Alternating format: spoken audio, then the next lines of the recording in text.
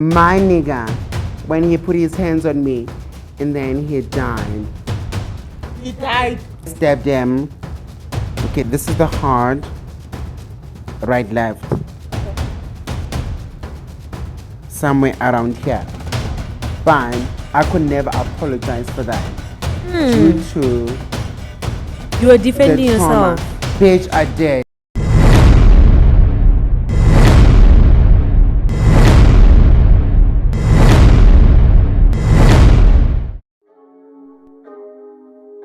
Vault opening. Welcome to the vault. Hello, what is up, you dazzling diamonds and the others? Welcome back to my channel. My name is Linda Kyle and this is the vault. Anyway, you guys, let's jump straight into this video.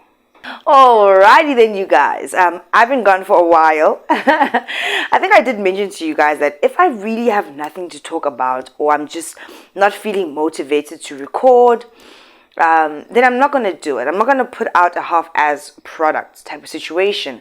And last week I was going through the most, okay?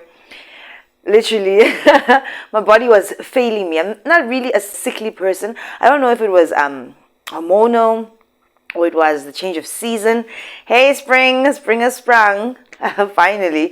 But it's really, really freaking really hot, right? Like, quite cheese.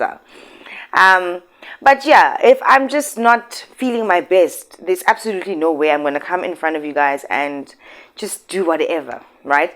So I'm feeling refreshed, I'm feeling energized, I'm feeling like, okay, let's do this thing. And yeah, so sorry once again that I was gone. But I did say to you guys that I will not put out videos if I don't feel on top of my game, you know. But anyway, in today's video, we're going to be talking about This Body Works For Me and the interview that KHAWULA did with the cast of This Body Works For Me. I've told you guys time and time again that these people's bodies actually don't really work for them.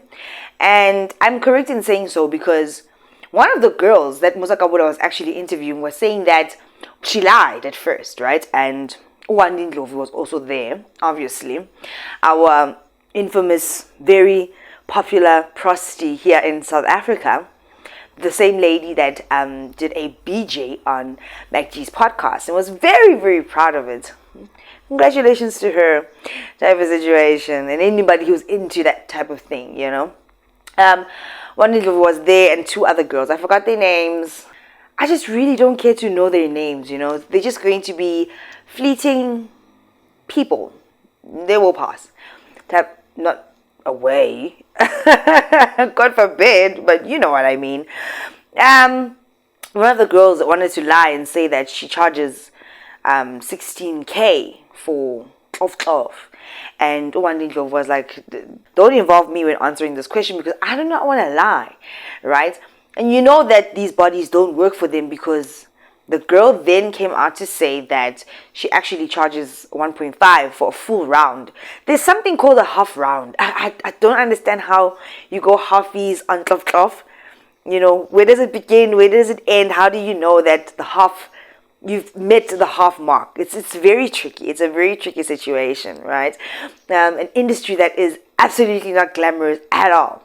I wanted to talk about This Body Works For Me and the interview because it's something that I've been speaking about this whole year. Something that I'm just 110% against. You know, I don't want young boys and girls to fall into this line of work and become prostitutes and think that it is so glamorous because the media, mainstream media, is glamorizing it by having these types of shows. You know, it's so sad because even the girls that are on these shows don't like to be seen in this light. Ndlovu was crying once again, and I'm just gonna be real with you guys. It's high time that we stop feeling sorry for Ndlovu. It's high time that we stop saying, oh, we love her so much. Not we, but some of y'all. Stop saying that you love her so much because she's so real and authentic. She's fake as fuck at the end of the day, and that's a fact. And I'm going to tell you why. Your experience at the show behind the scenes. Were you happy? Were you not? You can lie about it if you choose to, but your experience is your experience.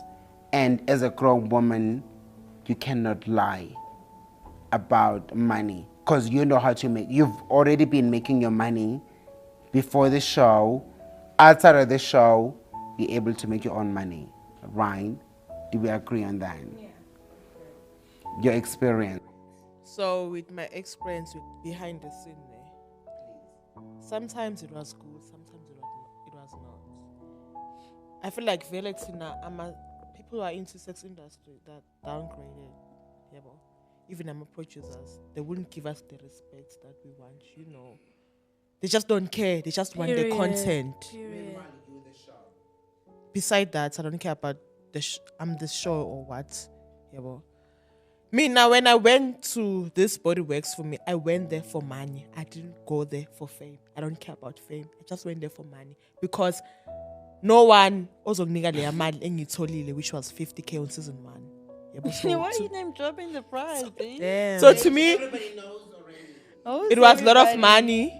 Yeah, but I just wanted money. Because bebathi bazongishuta nje ukuthi how I live my life. And how I live my life, mama ukhona empilweni yami. My boyfriend is there. Hookup guys are there. Sugar daddies are there. OnlyFans, it's there. Yeah, but I'm just showing my life and I'm getting paid 50K. Wow, that's nice. You felt like there was a lot of money. Yeah. Just like and me. I didn't know ukuthi mangibeza my mom, but it's cause too much trauma for her. Yeah, but we even went to a therapist and the show didn't offer us. They didn't even care. Because they don't. Yeah, they just want content. Exactly. They don't even love me or care about me. They don't care about Wandy. They'll pretend and say, Wandy, we love you in they're lying. I know That's they don't love true. me. Yeah, but it show put my mother through a lot, you know. But what I'm bringing on the show, they were like, no, we want this. And what they wanted, which was my dad. Even them telling me, yes, to go to prison and see my dad. Imagine. Now, why you did see you agree, though? how much that hurt my mother. Imagine. How did I don't know my dad. How did it hurt your mother?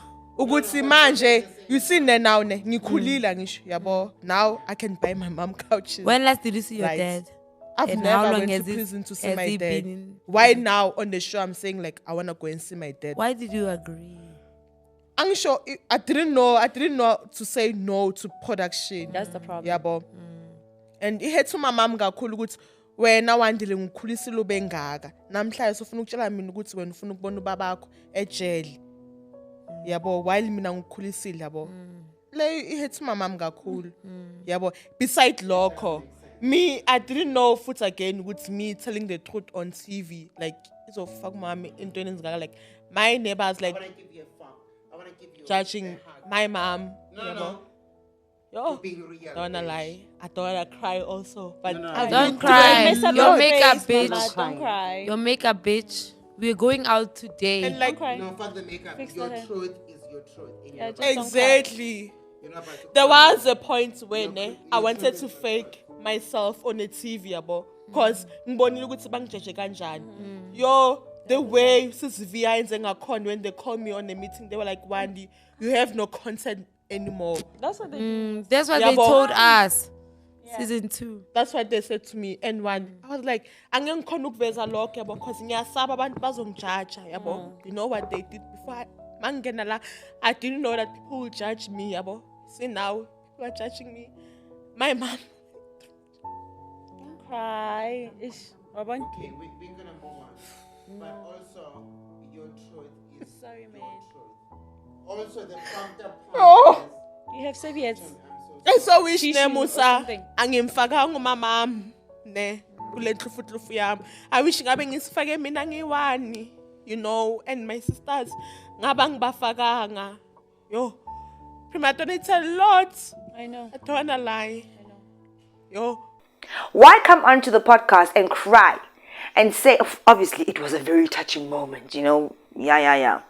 But why come onto a podcast and say that you hate portraying your family, yourself in the slides. You hate the fact that you went to the show for season 1 and only got paid 50K, right? But then you come back for season 2. You know, it's like, how far are you going to go with these crocodile tears? She's crying. I've done this to my family, my mom. These people don't care for me. They don't love me. Not everybody's going to love you. And people are going to side eye you when you are a prostie by profession and you do BJs on a podcast. People don't like that kind of thing. It's grimy. Why are you still crying, dear? This pity party, this sympathy, this I'm so real, I'm so honest. It's bullshit at the end of the day. And some of us can just see through the fluff and the smoke and all the lies and the deception. And kisono for the people that are viewing and actually feeling sympathetic towards these type of people. Because you don't care about yourself. Why should everybody else care about you? You know what I mean? It's ridiculous. You went back for season 2. But you're complaining about how they treat you and how much they don't love you. Not everybody's going to love you. Love yourself.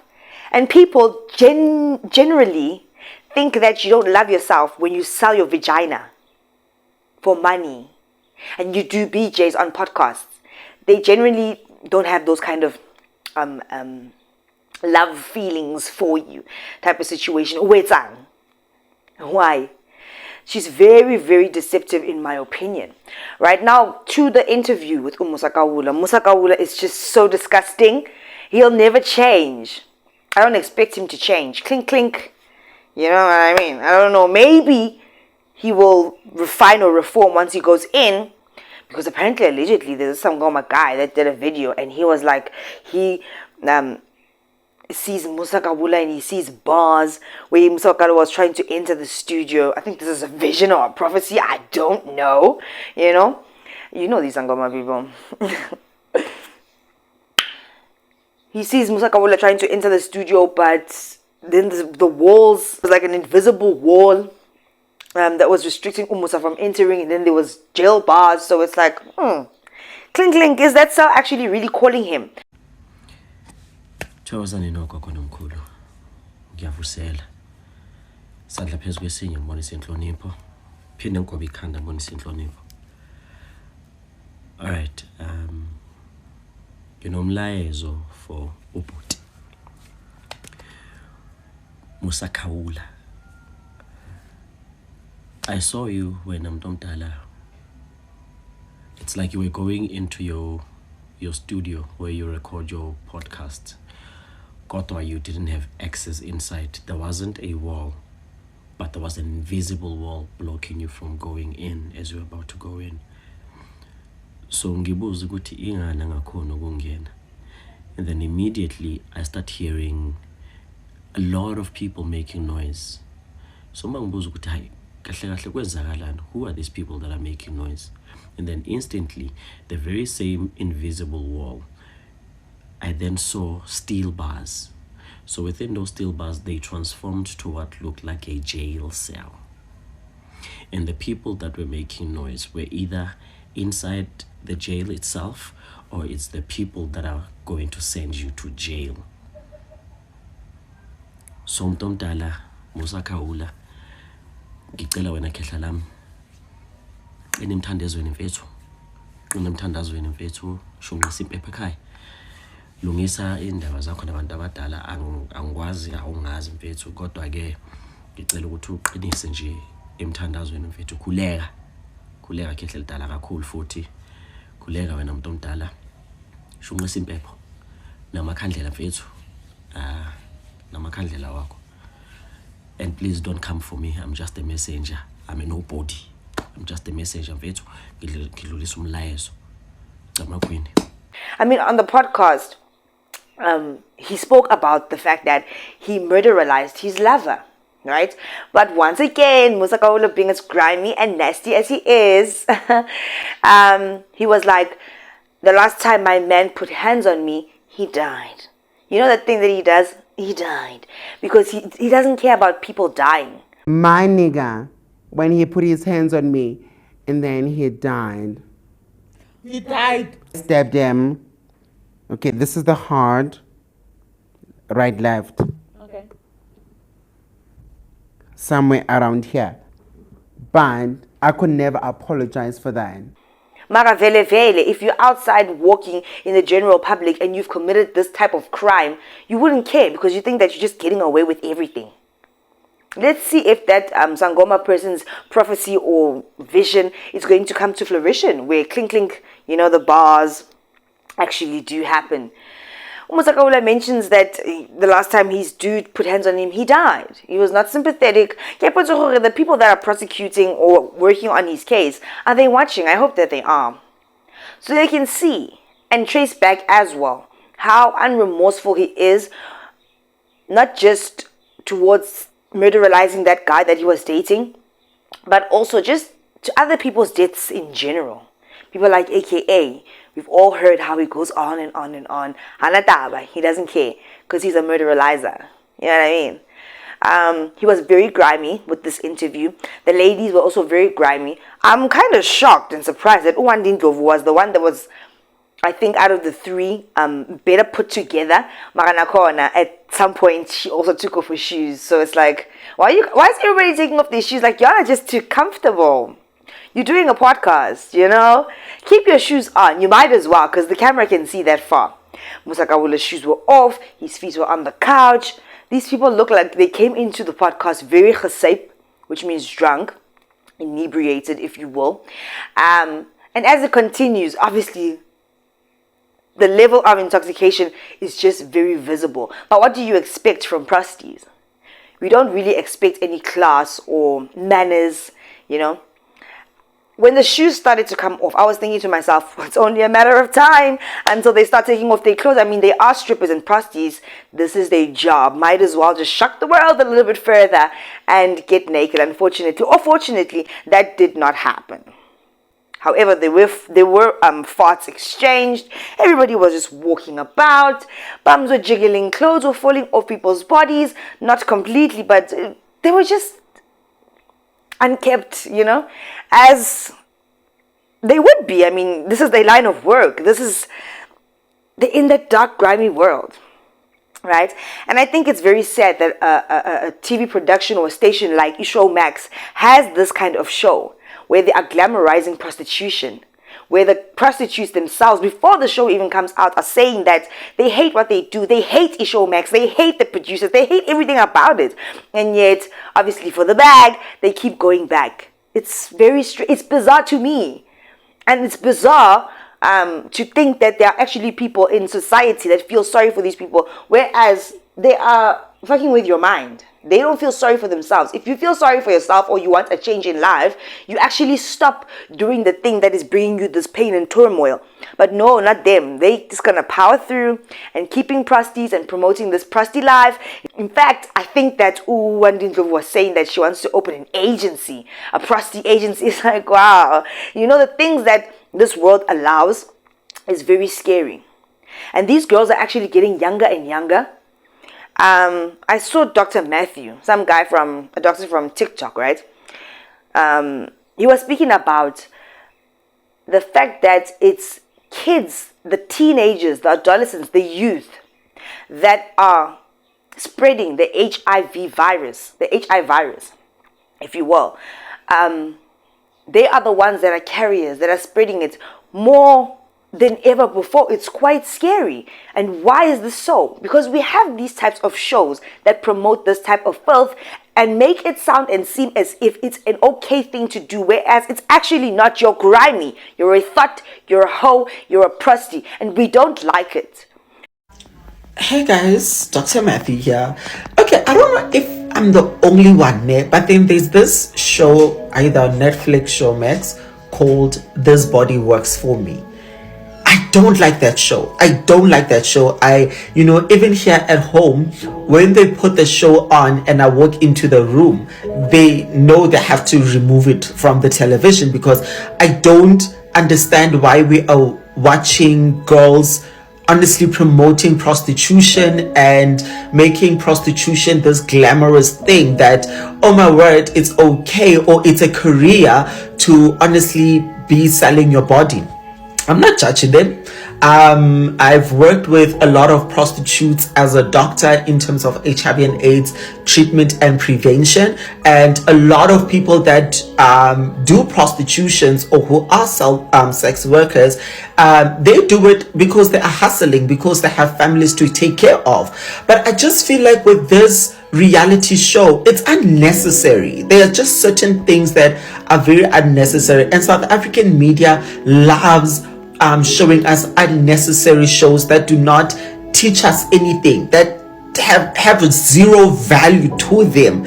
Like, what is a 18-year-old learning and taking away from seeing this reality show that this body works for me? So we are now telling young girls that it is okay to go to campus and sleep with older men for money. It is okay to turn your body into this object or this magnet for money. Like, yeah.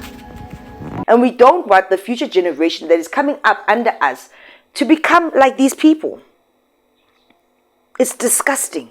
It's quite scary. All for the bag. At the end of the day, when you die, you're going to leave that bag here. You're going to leave that bag here. And you will never ever be fulfilled with the worldly things that you acquire from these bags, from these men, from opening your legs and selling yourself like a cow, like your cattle. Vandindlovu was saying that they treat them like things. The producers don't have any respect for them. Duh! Nobody's going to have respect for you. People are only just going to want to use you because you have allowed men and sometimes even women to use your vagina, your very, very precious parts. Those are precious parts. You know what I mean? Don't let people use you for that, and society at large is not going to use you for anything else. Have some self-respect and people will respect you. We're not going to respect you because you're coming onto podcasts now and you're crying every single time about the shame that you are bringing. But when you're on the lives and you're doing other things on social media, we can hear you. You don't care. You love your job.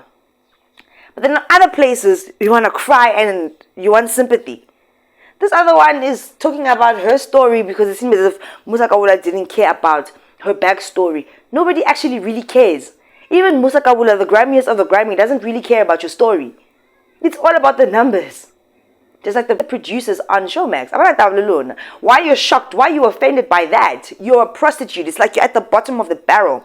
A bottom feeder that gets preyed and fed on like cattle. It's so sad.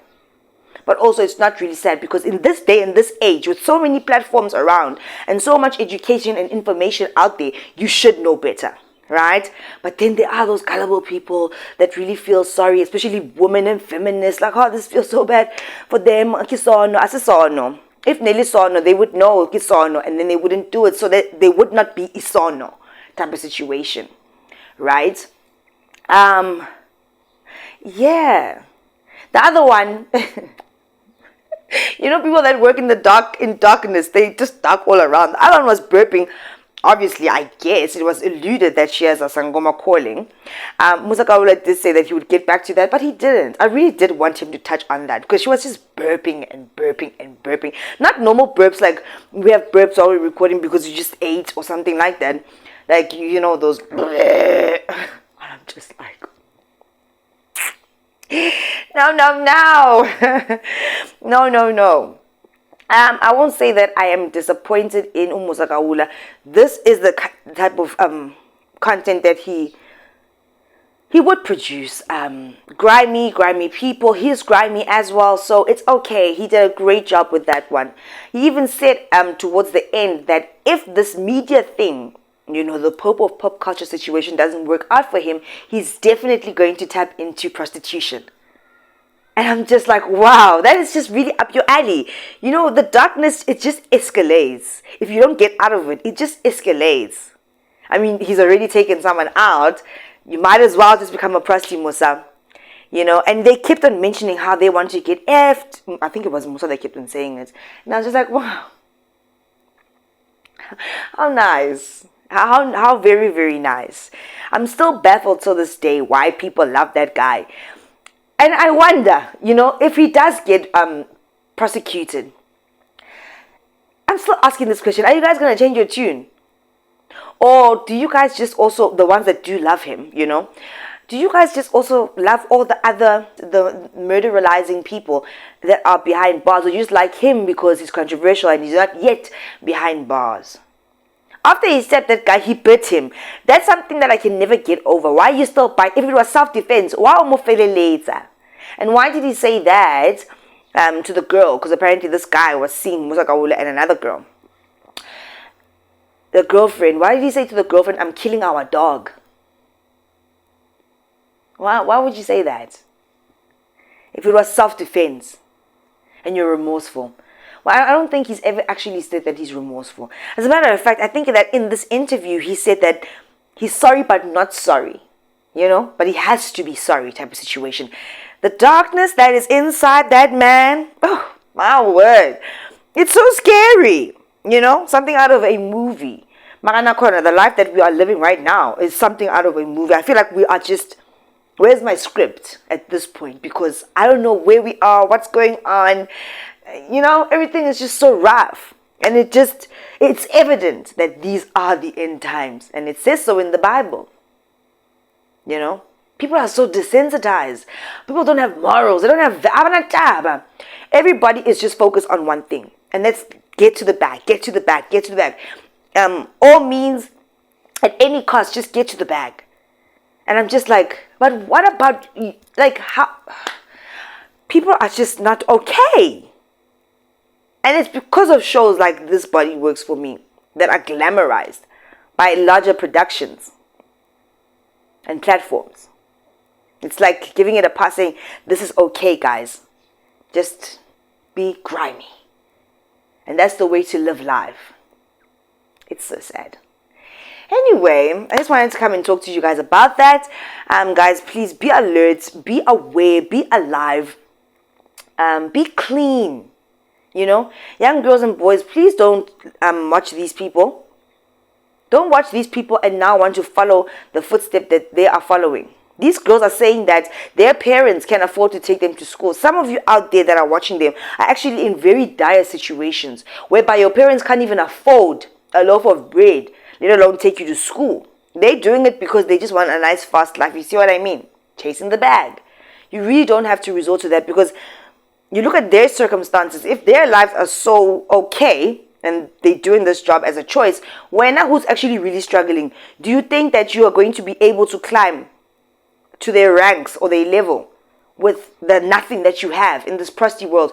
Because the next thing, what's going to happen is you're going to find yourself on the street corner selling your bums for 50 Rand or 30 Rand. And then you're going to get hooked on all sorts of things. Now you have addictions. Now you have diseases. Because, wow, I saw one Ndlovu doing it and it worked for her. But the reality of the situation is that those bodies are not working for them. Point blank period.